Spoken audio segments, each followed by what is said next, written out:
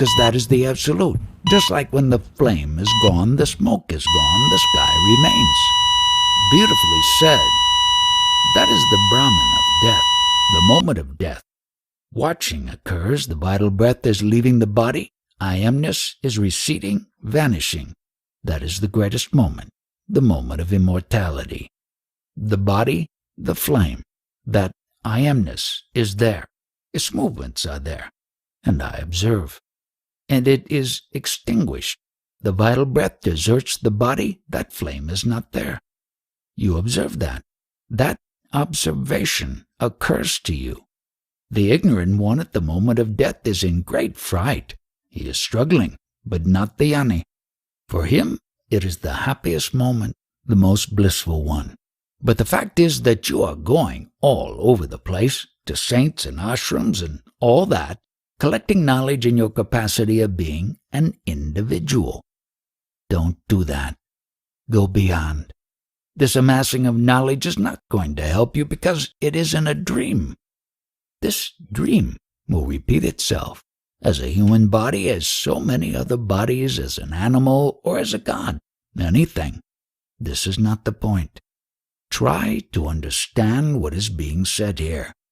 That is the only solution, and will lead you somewhere. What is the relationship between me and you? I don't care whether or not you come here and listen. If you find it, you take it. If you don't want it, go away. The space in this room is neither against nor for, nor in love with the space in that room. It is one. Similarly, I am not bothered. The knowledge I am giving out is like a stream, like a flowing river. If you want to utilize it, take the water, drink it, assimilate it, let it flow by itself. I am not charging you anything. You are spending a lot of money every day. Come on, you keep the money and take my water. Similarly, while talking about it, I take you to the source of the spring. There, water is coming out in a trickle now. This trickle subsequently becomes a river, an estuary, and finally the sea. I take you to the source again and again. Once you arrive at the source, you come to know that actually there is no water. The water is purely the taste, the news that I am.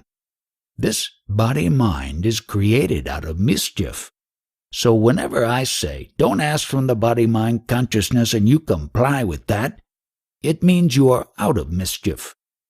You will not ask any more mischievous questions. After listening to these words and understanding their meaning, stay convinced that you are that. You are the totality. Then, out of that, tremendous blessings will come your way. You become a Mahayuk, that is, you merge into yourself, union with yourself. There is only one principle. The principle is that you are. Because you are, everything is. Hold it firmly to yourself. What is your aim? Do you really want what I am talking about? You have heard what has been said. Now live accordingly and remain with it. You are indulging in worldly activity continually. Now, before you go to sleep, forget about all that and start reflecting on reality, because we can all break away from society. And the next thing is, don't run from door to door. I am of the opinion that most of you are doing that, just amassing knowledge. There is no point in that. Take one sentence of what has been said here and stay with it. That is enough. That will lead you to your source. My word is knowledge, if planted in you, will remove all other words, all concepts. So for this purpose I will tell you a story. One person takes another person to a hotel, makes him eat something. Afterwards he tells him, in 6 months you are going to die because I have put some poison in the food. So that fellow gets frightened. He leaves him and meets another friend of his and tells him what has just happened. This man says, don't worry. You see this glass? It is filled with urine. Come on, you drink this. If you do, you will survive. There will be no death for you. So that man drinks it. What happens? He didn't die. So with the first concept, I am duly poisoned. He is full of fright and convinced he is going to die after 6 months. Later, this second man gives him another concept that he is not going to die, and he survives. He goes beyond death. One of the attributes of life, of the vital air, is getting concepts, ideas, creation over and over again. Who understands this? A person who has searched for himself. Only when you do that, you become aware of all this. The source of all happiness is your beingness. Establish yourself there. Be there. But if you get yourself involved in the flow, then you will come to misery. You understand what is the flow? All that maya, the activities. You try to derive pleasure from the activities. This is a product of the illness. Whatever I have told you, reminisce on it, chew it, be still, because it would lead you to stillness that way.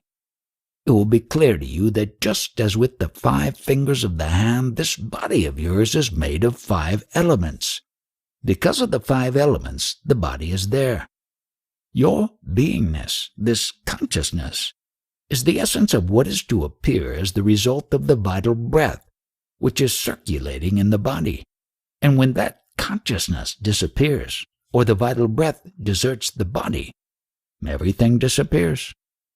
This should be very clear to you, just as this spark comes about because of this chemical ingredient of the cigarette lighter. Everything is present only because this food is there. So you understand that your I amness or consciousness is there because of this food body, and because the vital breath is there. And you will be able to watch all these elements, your body, the vital force, and your beingness. When you are in a position to watch all that, you get established in reality. One can get rid of habits only with considerable difficulty. Once the habits are formed, it takes quite some time to get out of them. Similarly, although you have got this knowledge now, what it gives you, you don't know yet, because you have been associated with the body-mind for such a long period. To get rid of that will take some time. But for you to become established in the knowledge, reflecting and meditating on it is very essential. For that, it is necessary to quit one habit you are normally given to and substitute another habit. Now, what is this substitute habit? It is to think constantly that you are not the body. For example, if you observe yourself in a quarrel with somebody, observe and understand clearly that there is a quarrel started by your mind, but you are only its witness. If you don't participate, whether there is a quarrel or not is no longer a concern. All the worldly activities happen through your mind. If you think, I am the body-mind, then you are doomed.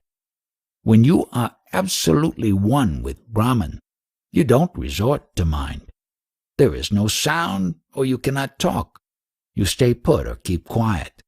To talk, you have to take advantage of this instrument, the mind. So you need to get a little detached from Brahman. Then only the talk can come out. You're ready to wake up, you're going to wake up. And if you're not ready, you're going to stay pretending that you're just a little, poor little me. And since you're all here and engaged in this sort of inquiry and listening to this sort of lecture, I assume that you're all on the process of waking up. Or else you're teasing yourselves with some kind of flirtation with waking up, which you're not serious about. But I assume maybe you are, not serious but sincere, that you are ready to wake up. So then, when you're in the way of waking up and finding out who you really are, what you do is what the whole universe is doing at the place you call here and now. You are something the whole universe is doing in the same way that a wave is something that the whole ocean is doing. The real you is not a puppet which life pushes around. The real deep down you is the whole universe. So then, when you die, You're not going to have to put up with everlasting non-existence, because that's not an experience. A lot of people are afraid that when they die, they're going to be locked up in a dark room forever. And sort of undergo that. But one of the most interesting things in the world, this is a yoga, this is a way of realization. Try and imagine what it will be like to go to sleep and never wake up. Think about that. Children think about it. It's one of the great wonders of life. What will it be like to go to sleep and never wake up? And if you think long enough about that, something will happen to you. You will find out, among other things, that it will pose the next question to you. What was it like to wake up after having never gone to sleep? That was when you were born. You see, you can't have an experience of nothing. Nature abhors a vacuum. So after you're dead, the only thing that can happen is the same experience, or the same sort of experience as when you were born. In other words, we all know very well that after people die, other people are born. And they're all you. Only you can only experience it one at a time. Everybody is I. You all know you're you. And wheresoever beings exist throughout all galaxies, it doesn't make any difference. You are all of them.